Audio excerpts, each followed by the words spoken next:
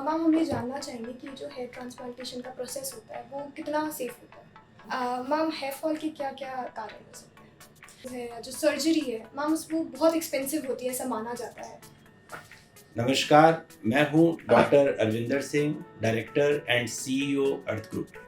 मुझे आज बहुत खुशी हो रही है आपसे शेयर करते हुए कि हमारे साथ में ज्वाइन कर रही हैं board certified dermatologist and hair transplant specialist doctor Shalini Malhotra. Doctor Shalini Malhotra, आपका बहुत बहुत स्वागत है। और आज हम चर्चा करेंगे कि हेयर ट्रांसप्लांट में कौन से मॉडर्न तरीके हैं, हेयर ट्रांसप्लांट के लिए कौन से क्लाइंट अप्रोप्रिएट हैं, हेयर ट्रांसप्लांट के अलावा और भी क्या ऑप्शंस हैं और हेयर ट्रांसप्लांट की क्या सेफ्टी है। तो डॉक्टर शालिनी अब इसको ज्वाइन कर रहे हैं और आपके साथ इस बारे में बहुत सारी बातें करेंगे कुछ समय में, और इनकी रेगुलर सेवाएं अब अर्थ पर अवेलेबल रहेंगी। Thank you doctor Arvinder. मुझे बहुत खुशी है कि मैं अर्थ स्किन और डॉक्टर अरविंदर के साथ उदयपुर में कोलैबोरेट कर रही हूँ, उनके साथ मैं काम करूँगी। हमारी पूरी टीम दिल्ली से आती है। हम महीने में एक बार उदयपुर आएंगे, यहाँ पे ट्रांसप्लांट करेंगे और आज मैं कोशिश करूँगी आपकी हेयर ट्रांसप्लांट से रिलेटेड कोई भी प्रश्न हो या कोई भी शंकाएँ हो, मैं उनको पूरी तरह से आंसर कर पाऊँ। Very good morning ma'am. Ma'am hair fall के क्या क्या कारण हो सकते हैं? देखिए, हेयर फॉल के कई कारण हो सकते हैं, लेकिन इससे पहले कि हम कारणों की डिटेल्स में जाएं, हमें समझना बहुत ज़रूरी है कि क्या नॉर्मल हेयर फॉल क्या होता है और एक्सेसिव हेयर फॉल क्या होता है। अगर दिन के 50 से 100 बाल झड़ रहे हैं तो वो बिल्कुल नॉर्मल है। 100 बाल बोलें तो आपके इतने बाल ये आपके बिल्कुल नॉर्मल है। लेकिन अगर आपके बाल 100 से ज़्यादा झड़ रहे हैं, आपको पिल्लों पे नज़र आ रहे हैं, वॉश बेसिन पे जब आप कंघी कर रहे हैं वॉश बेसिन पे नज़र आ रहे हैं, तो आपको इस बारे में सोचना चाहिए और अपने डर्मेटोलॉजिस्ट से मिलना चाहिए। उनसे समझना चाहिए कि हेयर फॉल के क्या कारण हैं और इनसे कैसे छुटकारा पाया जाए। अब हम बात करते हैं इनके हेयर फॉल की कॉमन कारणों के बारे में। सबसे पहला कारण होता है खून की कमी। अगर आपका हीमोग्लोबिन कम है तो आपको हेयर फॉल हो सकता है। दूसरा कारण है अगर आपको थायराइड की प्रॉब्लम है, अगर आपको हाइपरथायरॉयडिज्म है, हाइपोथायरॉयडिज्म है, तो आपको हेयर फॉल हो सकता है। तीसरा और बहुत कॉमन कारण है जो आजकल हर किसी को ये झेलना पड़ता है और इससे आप बच नहीं सकते, वो है एक्सेसिव स्ट्रेस। अगर आप लाइफ में बहुत ज़्यादा तनावपूर्ण है, बहुत ज़्यादा आप टेंशन लेते हैं, तो भी आपका हेयर फॉल हो सकता है। और खाली हेयर फॉल ही नहीं, आपकी स्किन भी डल हो जाती है। इसके अलावा न्यूट्रिशन की कमी, अगर आप अच्छी प्रॉपर न्यूट्रिशियस डाइट नहीं ले रहे हैं, बहुत ज़्यादा फास्ट फूड खाते हैं, तो भी आपको हेयर फॉल हो सकता है। एक और सबसे महत्वपूर्ण कारण की बात करूँ तो वो होता है पारिवारिक गंजापन, जिसको जेनेटिक बॉल्डनेस कहते हैं। जेनेटिक बॉल्डनेस परिवार में होता है। आपके माता जी के साइड या आपके पिताजी के साइड किसी को भी अगर गंजापन है तो वो आप में आ सकता है। इसका एकमात्र उपाय और जो परमानेंट उपाय है वो है हेयर ट्रांसप्लांट। पारिवारिक गंजापन के लिए थोड़ी मेडिसिन्स भी दी जाती हैं, लेकिन मेडिसिन्स बहुत ही टेम्पररी और अस्थायी ट्रीटमेंट है उसका। उससे आपका क्या होता है कि जब तक आप मेडिसिन खा रहे हैं आपके बाल नहीं झड़ेंगे, लेकिन जब भी आप मेडिसिन खाना छोड़ देंगे तो वापस बाल झड़ने शुरू हो जाएंगे और फिर से वो गंजापन दिखने लगता है। तो अगर आपको बहुत अच्छा, सुंदर और टिकाऊ इलाज चाहिए आपके गंजापन के लिए, तो आपको हेयर ट्रांसप्लांट के बारे में सोचना चाहिए। सो मैम हम जानना चाहेंगे कि बेसिकली हेयर ट्रांसप्लांट होता क्या है? हेयर ट्रांसप्लांट एक बहुत ही सिंपल प्रोसीजर है। इस प्रोसीजर को लोकल एनेस्थीसिया में किया जाता है। इसमें आपको बेहोश नहीं किया जाता है। इसमें आपके सिर के पीछे वाले घने हिस्से से एक एक करके बालों को निकाला जाता है और आपके सामने वाले गंजे हिस्से में उसे डाला जाता है।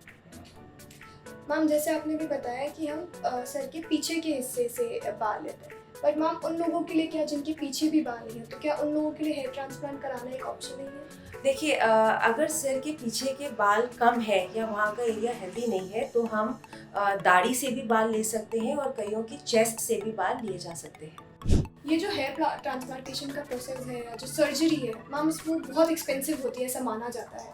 सो मैम इसका लमसम अमाउंट अगर पता चल सके तो। देखिए, आपको ये समझना है कि हेयर ट्रांसप्लांट कोई बीमारी नहीं है, ये एक लग्जरी है। ये आपकी खूबसूरती को एनहांस करने का, खूबसूरती को बढ़ाने का एक प्रोसीजर है। तो ये बहुत सस्ता तो नहीं है, लेकिन बहुत महंगा भी नहीं है। ये डिपेंड करता है कि आपका गंजापन किस लेवल पे है। आप पूरे ही बॉल्ड हैं कि आपके सामने का हिस्सा गया हुआ है या सिर्फ बीच तक का हिस्सा गया हुआ है। देखिए हमारी जो प्राइसिंग होती है वो बहुत ही फेयर है, बहुत ही ट्रांसपेरेंट है।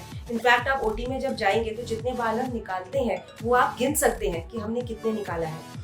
हमारे चार्जेस होते हैं 50 रुपीज़ पर ग्राफ्ट। एक ग्राफ्ट में एक बाल हो सकते हैं, 2 बाल हो सकते हैं, 3 बाल हो सकते हैं। ऑन एन एवरेज हम एक ग्राफ्ट में 2 बाल लेके चलते हैं। तो अगर ये 50 रुपीज़ पर ग्राफ्ट है तो ये अबाउट 25 रुपीज़ पर हेयर होगा। तो आप मान लीजिए 20 से 25 रुपए एक बाल का खर्चा है। तो मैम जैसे हम आपने भी बताया कि बाल हम बियर्ड से निकालते हैं, हम पीछे से स्कैल्प से निकालते हैं, किसी लोगों के हम चेस्ट से बाल निकालते हैं। तो मैम जब हम वो बाल निकालते हैं तो वो तो बहुत दर्द भरा प्रोसीजर रहता है। जी नहीं, बिल्कुल भी नहीं। ये पेनलेस प्रोसीजर है। इसमें शुरू के 2 से 3 मिनट आपको बहुत ही फाइन, बहुत ही पतले इंजेक्शंस दिए जाते हैं आपकी चमड़ी में, जिससे आपकी चमड़ी अगले 4-5 घंटे के लिए बिल्कुल सुन्न हो जाती है, नम हो जाती है। आपको बिल्कुल पता नहीं चलेगा कि हम आपकी सर्जरी कर रहे हैं। इनफैक्ट मेरे कुछ पेशेंट्स हैं जो पूरी सर्जरी में सोते रहते हैं। हमारी ओटी में गाने चलते रहते हैं, हम खुद 1-1 घंटे में चाय कॉफ़ी ब्रेक लेते हैं। ये बहुत ही रिलैक्स प्रोसीजर है, इसमें आपको टेंशन बिल्कुल भी नहीं लेनी है।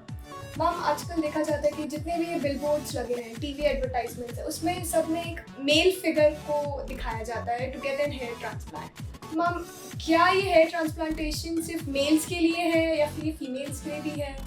जी नहीं, ये मेल्स के लिए खाली नहीं है, ये फीमेल्स के लिए भी है। आजकल बहुत सारी फीमेल्स ऐसी मेरे पास आती है मेरी क्लिनिक में जिनके बाल झड़ रहे हैं और उनको भी गंजापन धीरे धीरे आ रहा है, लेकिन ये है कि उनमें उतना नहीं दिखता है जितना कि मेल्स में दिखता है।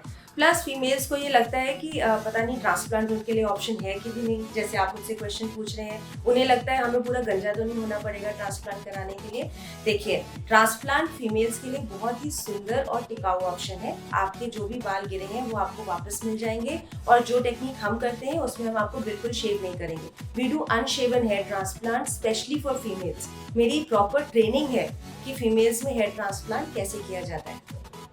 मैम हम ये जानना चाहेंगे कि जो हेयर ट्रांसप्लांटेशन का प्रोसेस होता है वो कितना सेफ होता है? को ये जान के बहुत आश्चर्य होगा कि जितनी भी मेडिकल फील्ड में सर्जरीज हैं उसमें सबसे safest surgery hair transplant surgery है। लेकिन ये आपके लिए जानना बहुत ज़रूरी है जब आप हेयर ट्रांसप्लांट के लिए जाएंगे कि आपकी सर्जरी कौन कर रहा है, आप सर्जरी कहाँ करा रहे हैं। आपका सर्जरी करने वाला डॉक्टर एक सर्जन है कि एक अनट्रेन्ड टेक्नीशियन है या कोई ऐसे ही कोई क्लिनिक का स्टाफ है। आपको पहले गूगल करके जो आपकी सर्जरी कर रहे हैं उन सर्जन के क्रेडेंशियल्स पता करने चाहिए, उनकी क्वालिफिकेशन क्या है, उनकी कितने साल की ट्रेनिंग है, ये पता करिए।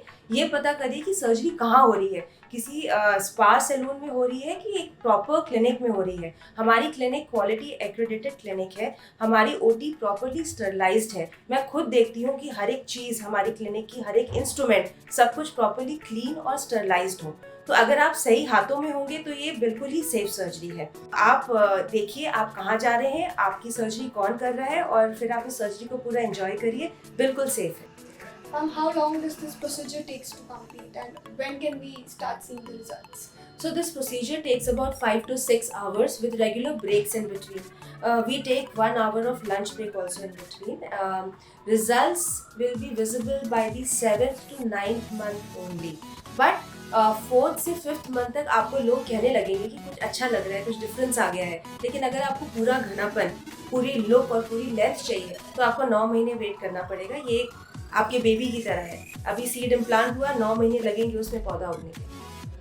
मैम जो हेयर ट्रांसप्लांटेशन होता है ये सिर्फ हमारे स्कैल्प पे ही हो सकता है, हमारी आईब्रोज वगैरह पे ही हम कहीं और भी करवा सकते हैं? हेयर ट्रांसप्लांट आपके सिर के साथ साथ आपके आईब्रोज पे भी हो सकता है। कई मेरे पास पेशेंट्स आते हैं जो कहते हैं कि उनके आईब्रोज आधे हैं या पूरे नहीं हैं या कभी थे ही नहीं, तो उनके यहाँ पूरी आईब्रोज रिकंस्ट्रक्शन करते हैं हेयर ट्रांसप्लांट से। इसके अलावा मुस्टैश रिकंस्ट्रक्शन, कई ऐसे मेरे पास मेल पेशेंट्स आते हैं जिनकी मूंछों पे या दाढ़ियों पे बाल नहीं होते हैं, उनकी हम पूरी रिकंस्ट्रक्शन करते हैं इस जगह की हेयर ट्रांसप्लांट। मैम ये जो हेयर ट्रांसप्लांटेशन प्रोसीजर होता है, क्या मैम इसमें मेल्स के लिए भी अनशेवन प्रोसीजर है, अनशेवन टेक्निक को यूज कर सकते हैं? यस बिल्कुल है। हमारे जो सेलिब्रिटी पेशेंट्स होते हैं या वो पेशेंट्स जिन्हें मीडिया के सामने जाना है या ज़्यादा लोगों से मिलना है, पब्लिक पर्सनालिटीज़ हैं, वो तो स्पेसिफिकली ये डिमांड करते हैं कि उनके बाल शेव न किया जाए। जैसे कि मैंने पहले भी बोला, मेरी प्रॉपर ट्रेनिंग है अनशेवन हेयर ट्रांसप्लांट करने में। हम आपके ट्रांसप्लांट के पहले या ट्रांसप्लांट के बाद बिल्कुल बाल शेव नहीं करेंगे, बिल्कुल किसी को पता नहीं चलेगा कि आपकी सर्जरी हुई है। सर हेयर ट्रांसप्लांटेशन तो एक ऑप्शन है ही हमारे पास, लेकिन अगर हमें हेयर ट्रांसप्लांटेशन ना कराना हो तो अर्थ के पास और क्या क्या फैसिलिटीज है जिससे हम हेयर रीग्रो कर सकें? देखिए, हेयर ट्रांसप्लांट एक फाइनल ऑप्शन है क्योंकि ये सर्जिकल ऑप्शन है। इसके अलावा बहुत सारे नॉन सर्जिकल ऑप्शंस भी हैं। अगर एक लिमिट के बियॉन्ड हेयर फॉल हो गया है तो हेयर ट्रांसप्लांट ही कराना पड़ता है। लेकिन जैसे अभी यंगस्टर्स हैं या जो लोग 35, 40, 45 की एज में हैं और उनके बाल थोड़े से कम हो गए हैं, थिन हो गए हैं या बाल ज़्यादा गिर रहे हैं, तो हमारे पास बहुत अच्छी थेरेपीज हैं, जिसमें एक बहुत अच्छी थेरेपी FDA अप्रूव्ड है, लो लेवल लेज़र थेरेपी। तो उसमें एक खास प्रकार की लाइट है, उसका हेलमेट सिर पे लगा देते हैं और वो जो है हेयर फॉलिकल को स्टिमुलेट करती है। इसका इफेक्ट मल्टीफोल्ड हो जाता है जब हम इसको कंबाइन करते हैं प्लेटलेट रिच प्लाज्मा थेरेपी, जिसको कि हम PRP भी कहते हैं। तो अर्थ पर कोल्ड सेंट्रीफ्यूज के साथ में PRP की सुविधा भी उपलब्ध है, जिसमें ब्लड हम लेते हैं, तो ग्रोथ फैक्टर्स जो हमारे शरीर के हैं उसको जो है हम वापस हेयर में डाल देते हैं। इसके अलावा GFC थेरेपी भी है। तो GFC के अंदर ग्रोथ फैक्टर कॉन्सेंट्रेट, तो जो हमने ब्लड निकाला उसके अंदर जो ग्रोथ फैक्टर्स हैं उनको 10 से 15 गुना तक इफेक्टिव करके बढ़ाया जा सकता है, ताकि जो है हमारे हेयर रीग्रो कर सके। इसके अलावा नैनोथेरेपी है, मीजोथेरेपी भी है। तो मीजोथेरेपी के अंदर खास प्रकार की टेक्निक है जिसमें कि हम नैनो नीडलिंग्स के साथ में जो हेयर स्टिमुलेटिंग सिरम्स हैं उनको हम डालते हैं हेयर के अंदर और बालों को रीग्रो कर सके। तो एकदम से अगर बाल कम हो रहे हैं तो घबराने की बात नहीं है। ऐसा नहीं है कि खाली ट्रांसप्लांट ही होगा। अर्थ आपको 360 डिग्री सॉल्यूशन ऑफर करता है, जिसके अंदर dermatologist consultation, laser consultation, cosmetic dermatologist consultation और साथ में हेयर ट्रांसप्लांट स्पेशलिस्ट। तो आप दुनिया की जो भी मॉडलिटीज अवेलेबल है सारी की सारी आपको अर्थ पर मिलेगी। जैसे कि अभी आपने बताया कि जो हेयर PRP प्रोसीजर होता है सर, उसमें इंजेक्शंस वगैरह का इस्तेमाल किया जाता है, तो सर वो इंजेक्शन जब स्किन में लगते होंगे तो वो तो सर काफ़ी पेनफुल होता होगा। तो सर आप प्लीज़ बताइए कि क्या ये सच में इतना पेनफुल है या फिर पेन बिल्कुल मिनिमल होता है? नहीं, इसमें जब भी कोई इंजेक्शन है और इंजेक्शन का नाम सुनते ही जो पहली चिंता आती है कि अरे यार इंजेक्शन लगेगा, दर्द होगा, तो ऐसी कोई बात है नहीं। मैं पर्सनली ट्रेंड हूँ स्वीडन एकेडमी से एज अ पेनलेस इंजेक्टर। तो मैं चेहरे पर भी इंजेक्शन लगाता हूँ और स्कैल्प पर भी इंजेक्शन लगाता हूँ और उसको पेनलेस तरीके से लगाने के लिए ट्रेंड हूँ। इसके अलावा ज़रूरी नहीं है कि हर जगहों पर बड़े बड़े इंजेक्शन ही दिए जाएं। नैनो नीडलिंग होती है, नैनो थेरेपीज होती हैं, जिससे तो 100% पेनलेस तरीके से छोटे छोटे चैनल्स बनाकर नैनो टेक्नोलॉजी से हम PRP को अंदर डाल सकते हैं। कुछ लोग जो बहुत ज़्यादा पेन सेंसिटिव हैं या एकदम से रिएक्टिव हैं, उनके लिए हम यहाँ पर लोकल एनेस्थीसिया दे सकते हैं, तो हम लोकल एनेस्थीसिया के साथ करते हैं। तो यहाँ पर ये कहावत पूरी तरह से हम गलत साबित करते हैं। कहते हैं ना कि नो पेन नो गेन, तो ये कहावत पूरी तरह से हम गलत साबित करते हैं अर्थ पे। There will be a lot of gain but there will be no pain. Thank you so much sir, आपने वक्त दिया हमें इन सब हेयर ट्रांसप्लांटेशन के बारे में जानकारी दी। Thank you so much. Thank you, Yukteswari. Thank you, Udaipur Blog, for extending this opportunity to talk to the great audience of Udaipur Blog. Thank you.